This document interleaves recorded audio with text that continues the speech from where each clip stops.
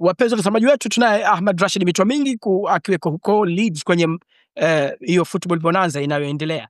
Ahmad, tueleze tukio unalionaje leo? Umelionaje tukio hili lililofanyika huko? Naam, tukio kwa kweli ni nzuri. Watu wamejitokeza kwa wingi, ukiachia mbali timu ambazo zimeshiriki pamoja na uongozi, lakini hata watazamaji pia wamejitokeza. Kwa hiyo tukio ni nzuri, limepata mwitikio mzuri, limefana. Kuna taarifa kwamba mmezuiliwa kuingia katika viwanja na kufanya kazi zenu. Hii imetoka wapi hasa na ilikuwaje? Labda turekebishe tu kauli, hatukuzuiliwa kuingia. Tuliweza kuingia kwa sababu ilikuwa ni free entry event. Yote ambaye amepata ile tangazo anaweza kuingia, kwa na sisi tuliingia kama ambavyo wengine waliweza kuingia. Kwa hiyo tukaingia na tukaweza kufanya shughuli zetu za kawaida, japo kama tulichelewa kidogo kwenye ufunguzi, lakini tulipofika tu matukio tayari yameanza. Sisi tukaanza kujumuika na wenzetu media ambao wamefika na ambao walikuwa wanajirekodia private, na sisi tukawa tunaendelea. Kwa hiyo si kweli kama tulizuiliwa kuingia, lakini tuliweza kuingia kwa sababu hakukuwa na kizuizi chochote na hakukuwa na taarifa yoyote ya kuweza kutoingia. Kwa hiyo tuliingia na kufanya shughuli zetu, isipokuwa tu wakati tunaendelea na shughuli zetu za hapa na pale, kama ilivyo kawaida, tayari tulishaweza kuengage na baadhi ya watu baada ya matukio fulani, tungeweza kufanya mazungumzo kuhusu timu zao na ujaji wao pale, mafanikio yao na hivyo. Kwa hiyo iko tayari kuna watu na wao walishatufuata na kuna watu tayari tuliongea nao kabla ya ili tukio, labda weeks before. Kwa hiyo tulikuwa tuna hadi na watu, maana tuko pale kwa matukio hayo.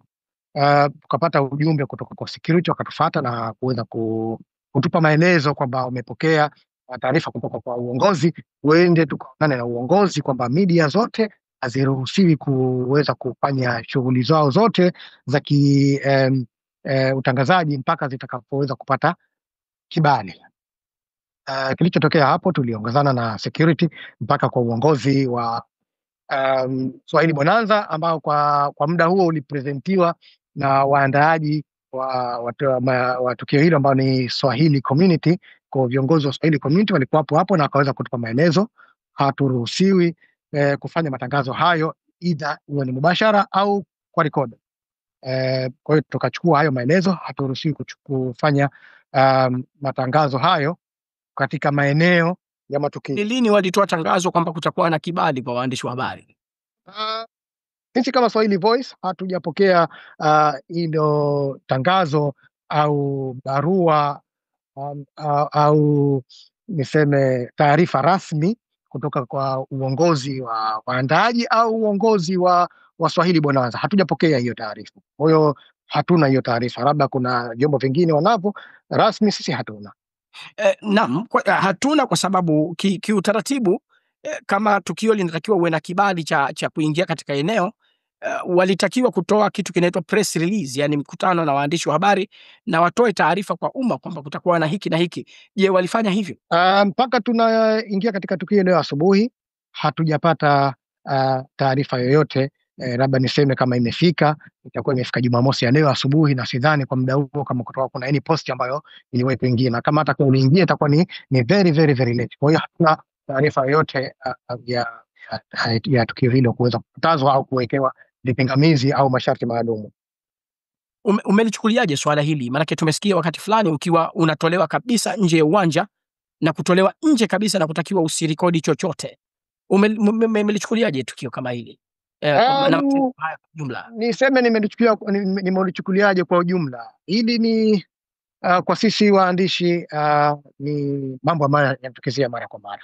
Kwa hiyo yanavyotokezea unafuata masharti yao na kuweza kufanya kazi zako bila kukwazana na wenye tukio. Kwa hiyo lakini kauli ambazo zilikuwa zinatoka zilikuwa zinajieleza ni personal zaidi na uongozi walioandaa wenyeji wa hili tukio, si uongozi wa hili bonanza lenyewe linalojumuisha miji yote, kwa sababu kuna baadhi ya miji ambayo tumeweza kufanya nao kazi kabla ya tukio na baada ya kutoka hii kauli, wao walikuwa bado wako tayari kufanya kazi na sisi, na walioneshwa hawakuridhika na hizi kauli zilizotoka au uamuzi uliotoka wa kuweza sisi kuzuiliwa, kwa sababu wao walitegemea habari zao, matokeo yao yaweze kurushwa na waweze kufaidika ambao wako majumbani na nchi nyingine. Kwa hiyo hili kio lilivyotokezea, mimi kwa kweli nilipokea kama ni kuwanyima haki au fursa ya timu au miji iliyoshiriki kuweza kupata uhuru wao wa kujieleza, wa kujionyesha kipaji chao. Tulipata taarifa Alhamis kwamba wenyeji kama unavyosema walikaa kikao na kupanga kwamba sisi tuzuiwe. Unataka kusema hichi kilichofanyika ni kuthibitisha kile tulichoambiwa siku ya Alhamis? Ni sawa kwa kilichotokea leo, ni sawa kwa sababu hata kauli zao ilianza kwa kuonesha kwa njia tarabu, lakini baadaye walionekana kupanda jazba na kuweza kwa mara ya tatu kufuata na kututoa nje kabisa ya maeneo ya viwanja hivyo. Kama unavyoweza kuona mpenzi mtazamaji, hapa tuko maeneo ya wakazi au residency, tuko nje kabisa ya maeneo ya viwanja hivyo, wakati sasa hivi matukio yanaendelea na kuweza kupatikana mshindi na tafrija na sherehe nyingine zinaendelea. Sisi tuko nje kabisa ya maeneo ya viwanja kwa kile tu ambacho tumetishiwa hata kuitiwa polisi. Naam. Kumrazi uliweza katika kidogo, nasema kilichotufanya tutoke na kuweza kuja katika maeneo ya residence ni kile ambacho kilifuatilia maneno makali na hata ya kutishia kuitiwa polisi.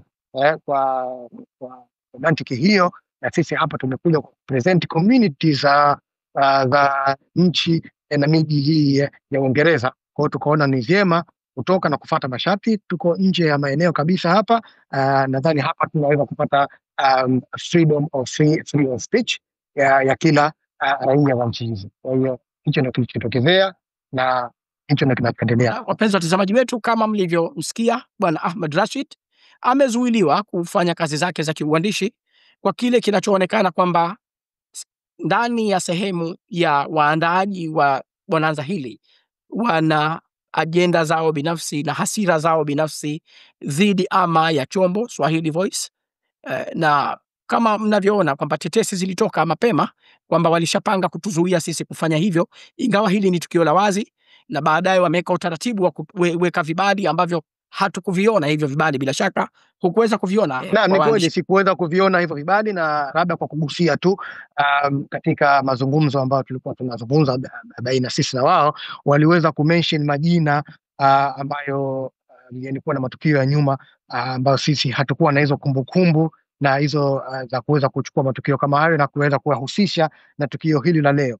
Kwa majina hayo ni watu ambao wengine hawahusiki kabisa, unaweza kuyasikia hayo ndio na pia kuna media ambazo tuliongozana nazo pale na wao waliweza kupewa ruhusa bila kuonesha vibali, na wao walishangaa kwamba vipi na sisi tunatakiwa tuombe vibali. Tukamwambia nyinyi ni sawa, nyinyi vibali vyenu vilishatoka, sijui vilitoka kwa namna gani, lakini wao binafsi hawakuwa na hiyo taarifa bali na wao waliruhusiwa kufanya shughuli zao. Lakini kama hiyo haitoshi, wao wenyewe binafsi walikiri kwamba hili swala si la uandishi au si la uandishi rasmi, ni kwamba Swahili Voice haitakiwi kuchukua taarifa yote katika tukio hili. Kwa hiyo hili swala na hiyo ni upande wangu ni binafsi, ni ile ajenda ya Alhamis, ni ajenda ya Alhamis na haina mwendelezo mzuri au mfano mzuri kwa jamii ambazo zinazunguka sisi. Ilikuwa tuwe ni kioo ama ni mfano wa kuweza kuleta jamii pamoja kama hivi bonanza lilivyo, lakini leo katika katikati ya bonanza hili ambalo linatakiwa kuleta watu wako pamoja, tumeona mfarakano unatengenezwa rasmi na kwa ajili ya kuweza kufarakana pasipokuwa na sababu za kuongezea tu. Mfarakano huo unaandaliwa na wale ambao kwamba wanaonekana kulihodhi tamasha hili, watu wa Leeds ambao wameunganisha ugomvi wao binafsi na kutuhusisha sisi na kutuzuia tena mbele ya balozi Mbele wa Kairuki taarifa hii ya kwamba sisi tumezuiliwa na kutolewa nje na kutakiwa tusionekane, huku wakidai kuna mfumo wa vibali ambavyo kabisa havipo. Nadhani hilo pia uliweke wazi. Tamasha hili ambalo kwa UK ni la kwanza na ni kama nilivyosema awali, nimepokewa vizuri tu, na hasa ukilinganisha na mgeni rasmi ambaye leo alikuwa ni Mbele wa Kairuki. alikuwapo kwa ajili ya, hakuwapo katika ufunguzi, lakini ratiba yake ilipangwa kwa ajili ya kufunga na kutoa zawadi kwa washindi. Kwa hiyo hilo tukio limekosekana, na wingi ambao hawakuweza kuhudhuria wataweza hawataweza kuona kupitia channel zetu, lakini wanaweza kuona kupitia channel nyingine ambazo zilikuwapo na zimeruhusiwa kufanya kazi hizo. Kwa hiyo hili tukio kwa kweli, kwa kuweza kukosa taarifa ya mheshimiwa Lozi ni si tukio zuri kwa kweli.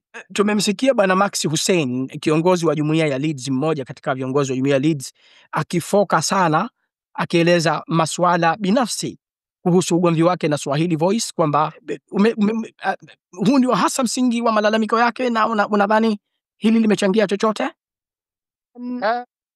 Maelezo yanajieleza na waliokuwa wanaongea wenyewe wanajieleza na wameweza kusikika, lakini kwa vile hapa hawapo, wao wanao fursa na wanakaribishwa kuja kujieleza nini chanzo, tatizo au maono yao juu ya mgogoro huu ambao umetengezwa mahususi kwa ajili ya kuweza kupwazana na Swahili Voice au kuipwaza Swahili Voice. Wanaweza kujieleza, wanakaribishwa muda wote tu, sisi tuko tayari wakihitaji mazungumzo au kuweza kutoa maelezo rasmi kupitia channel zao au kwa channel nyingine yoyote au katika channel yetu, wanaweza wakajieleza hapa nini hasa kimetokea.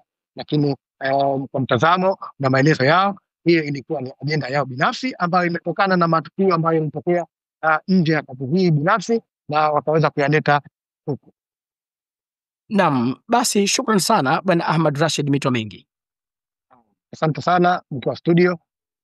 Huyo alikuwa ni Bwana Ahmad Rashid Mito Mingi, na tulikuwa tunazungumza naye kuhusu kitendo cha Swahili Voice kutolewa nje kwa kile ambacho kinaonekana ni ajenda na ugomvi au mambo binafsi walionayo baadhi ya viongozi hasa walioko Leeds dhidi ya Swahili Voice, kwa sababu ya maelezo.